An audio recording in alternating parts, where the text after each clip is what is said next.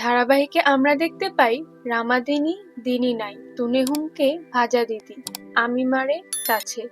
এই আর্তচিৎকার চারদিক কাঁপিয়ে দেয়।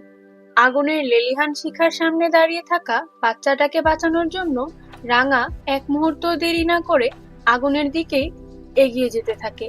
তার চোখে তখন ভয় নেই, শুধু একজন মানুষকে বাঁচানোর তাগিদ।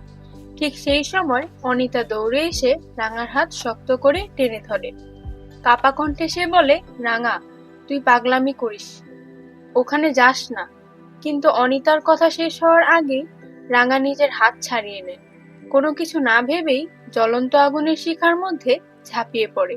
অন্যদিকে ঘটনার খবর পেয়ে বিগ বস শ্যাম ফোন করে অত্যন্ত রাগী স্বরে সব জানতে চায়।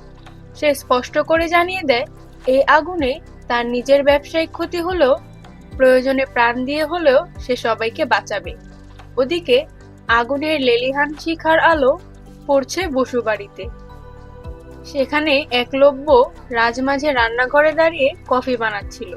আগুন আর ধোঁয়ার সেই ভয়ঙ্কর দৃশ্য দেখে তার মনে একে একে ভেসে ওঠে রাঙার সঙ্গে কাটানো সুন্দর মুহূর্তগুলো। একসময় সে ভাবতো রাঙার সঙ্গে তার লাইফস্টাইলের অনেক অমিল, কিন্তু আজ এই মুহূর্তে দাঁড়িয়ে সে বুঝে যায় রাঙা ছাড়া তার জীবন একদম ফাঁকা। অন্যদিকে জঙ্গলের ভেতরে রাঙা প্রচন্ড কষ্টে ঝুমুরের কাছে পৌঁছাতে সক্ষম হয়। আগুনের ধোঁয়া আর আতঙ্কের মাঝেই রাঙা ঝুমুরকে জিজ্ঞেস করে, কে আগুন লাগিয়েছে। তারপর আর সময় নষ্ট না করে সে ঝুমুরকে আগুনের বাইরে গ্রামবাসীদের কাছে পৌঁছে দেয়। কিন্তু ঝুমুরকে বাঁচাতে গিয়ে রাঙা নিজে আগুনের ভয়ঙ্কর বলয়ের মধ্যে আটকা পড়ে যায়। এই খবর পেয়ে একলব্য পাগলের মতো কবিতাকে ফোন করে রাঙার খোঁজ নিতে চায়। ফোনের ওপার থেকে কবিতা আর নিজেকে সামলাতে পারে না। সে ডুকরে কেঁদে ওঠে এবং জানায় রাঙা ঝুমুরকে বাঁচাতে গিয়ে ভয়ঙ্কর বিপদের মধ্যে পড়েছে।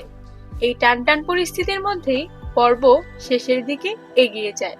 নিয়মিত বেঙ্গলি সিরিয়াল আপডেট ও এপিসোড রিভিউ পেতে রূপ ডেইলি আপডেট চ্যানেলটি সাবস্ক্রাইব করুন।